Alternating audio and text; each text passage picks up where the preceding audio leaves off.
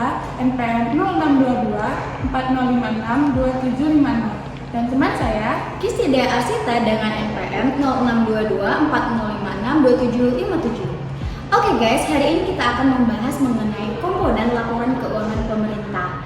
Nah, topik-topik yang akan kita bahas pada hari ini adalah mengenai komponen laporan keuangan pemerintah, laporan keuangan pemerintah pusat, laporan keuangan pemerintah daerah, hubungan antar komponen laporan keuangan, serta keterbatasan laporan keuangan pemerintah. Nah, untuk lebih jelasnya, yuk simak video berikut. Pertama, komponen laporan keuangan pemerintah yang terdiri dari 1. Laporan realisasi anggaran atau LRA. LRA merupakan salah satu komponen laporan keuangan pemerintah yang menyajikan ikhtisar sumber, alokasi, dan pemakaian sumber daya keuangan yang dikelola oleh pemerintah pusat atau daerah, yang menggambarkan perbandingan antara anggaran dan realisasinya dalam suatu periode tertentu. 2. Laporan perubahan saldo anggaran lebih atau SPSAL. LPSAL adalah laporan yang menyajikan informasi kenaikan atau penurunan SAL tahun pelaporan dibandingkan dengan tahun sebelumnya dan hanya disajikan oleh Bendahara Umum Negara dan entitas pelaporan yang menyusun laporan keuangan konsolidasi. Ketiga, neraca. Neraca merupakan laporan keuangan yang menggambarkan posisi keuangan suatu entitas pelaporan pada tanggal tertentu mengenai aset, kewajiban, dan ekuitas. Yang keempat, ada laporan operasional atau LO. LO adalah laporan yang menyediakan informasi mengenai seluruh kegiatan operasional keuangan entitas pelaporan yang tercerminkan dalam pendapatan LO, beban, dan surplus atau defisit operasional dari suatu entitas pelaporan yang penyajiannya disandingkan dengan periode sebelumnya. Yang kelima, ada laporan arus kas atau LAK. LAK adalah bagian dari laporan finansial yang menyajikan informasi penerimaan dan pengeluaran kas selama periode tertentu yang diklasifikasikan berdasarkan aktivitas operasional, investasi, pendanaan, dan transitoris. Yang keenam, ada laporan perubahan ekuitas atau LPE. LPE adalah laporan yang menyediakan informasi mengenai perubahan posisi keuangan entitas pelaporan, apakah mengalami kenaikan atau penurunan sebagai akibat kegiatan yang dilakukan selama periode pelaporan. Dan yang terakhir ada catatan atas laporan keuangan atau CALK. CALK adalah penjelasan atau daftar terinci atau analisis atas nilai suatu pos yang disajikan dalam laporan realisasi anggaran, laporan perubahan saldo anggaran lebih, neraca, laporan operasional, laporan arus kas, dan laporan perubahan ekuitas. Selanjutnya, komponen-komponen laporan keuangan pemerintah pusat. 1. Laporan pelaksanaan anggaran yang terdiri dari laporan realisasi anggaran dan laporan perubahan SAL. 2. Laporan finansial yang terdiri dari neraca, laporan operasional, laporan perubahan ekuitas, dan laporan arus kas. Kemudian yang ketiga ada catatan atas laporan keuangan. Kemudian ada komponen laporan keuangan pemerintah daerah. 1. Laporan realisasi anggaran. 2. Laporan perubahan saldo anggaran lebih. 3. Laporan operasional. 4. Laporan perubahan ekuitas. 5. Neraca. 6. Laporan arus kas. Dan 7. Catatan atas laporan keuangan. Baiklah, lanjut ke topik berikutnya, yaitu mengenai hubungan antar komponen laporan keuangan. Yang pertama, laporan realisasi anggaran dan laporan arus kas.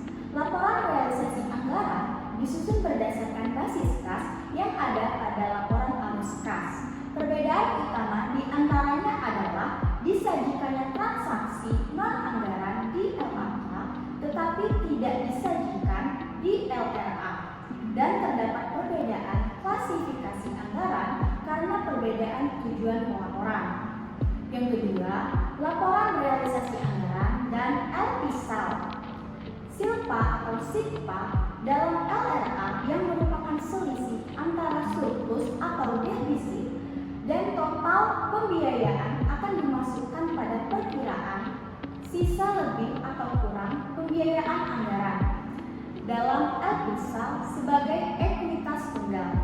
Lalu, perkiraan sisa lebih atau kurang pembiayaan anggaran dalam LPSAL tersebut merupakan akumulasi silpa atau SIPA dalam LRA dari tahun-tahun sebelumnya. Ketiga, ada neraca dan laporan arus kas. Selisih antara saldo awal dan akhir kas di bendahara umum negara atau daerah dalam neraca merupakan kenaikan atau penurunan kas sebagaimana yang disajikan dalam LAK. Selain itu, saldo akhir kas dalam neraca harus sama dengan saldo akhir kas di laporan arus kas. Yang keempat, ada CALK dengan LRA, neraca, dan LAK. Catatan atas laporan keuangan merupakan bagian yang tak terpisahkan dari LRA, neraca, dan LAK karena CALK menjelaskan lebih rinci atas pos-pos dalam LRA, neraca, dan LAK tersebut. Topik selanjutnya yaitu keterbatasan laporan keuangan pemerintah. Yang pertama ada laporan realisasi anggaran atau LRA, yaitu hanya menyajikan realisasi pendapatan, belanja, transfer, dan pembiayaan tanpa analisis mendalam terhadap penyebab varians antara anggaran dan realisasi, dan tidak mencakup informasi mengenai aset, kewajiban, dan ekuitas yang dimiliki oleh pemerintah. Yang kedua, di laporan perubahan saldo anggaran lebih atau LPSAL, yaitu tidak banyak memberikan informasi tambahan selain perubahan saldo anggaran lebih dari awal hingga akhir periode. Yang ketiga ada di neraca, yaitu tidak memberikan informasi rinci mengenai komposisi aset, kewajiban, dan ekuitas pemerintah dan tidak menjelaskan alasan perubahan dari periode sebelumnya. 4. Laporan operasional atau LO tidak menggambarkan kinerja keuangan pemerintah secara keseluruhan karena hanya menyajikan surplus atau defisit operasional, tidak menjelaskan secara rinci pendapatan dan beban yang terjadi. 5. Laporan arus kas tidak memberikan informasi mengenai sumber dan penggunaan kas pemerintah secara komprehensif, tidak menjelaskan alasan perubahan saldo kas dari periode sebelumnya. 6. Laporan perubahan ekuitas atau LPE tidak memberikan informasi rinci mengenai penyebab perubahan ekuitas dari periode sebelumnya. 7. Catatan atas laporan keuangan seringkali tidak memberikan penjelasan yang memadai untuk memahami pos-pos laporan keuangan secara komprehensif. Pengungkapan informasi tambahan yang direkomendasikan SAP belum sepenuhnya dilakukan konsolidasi.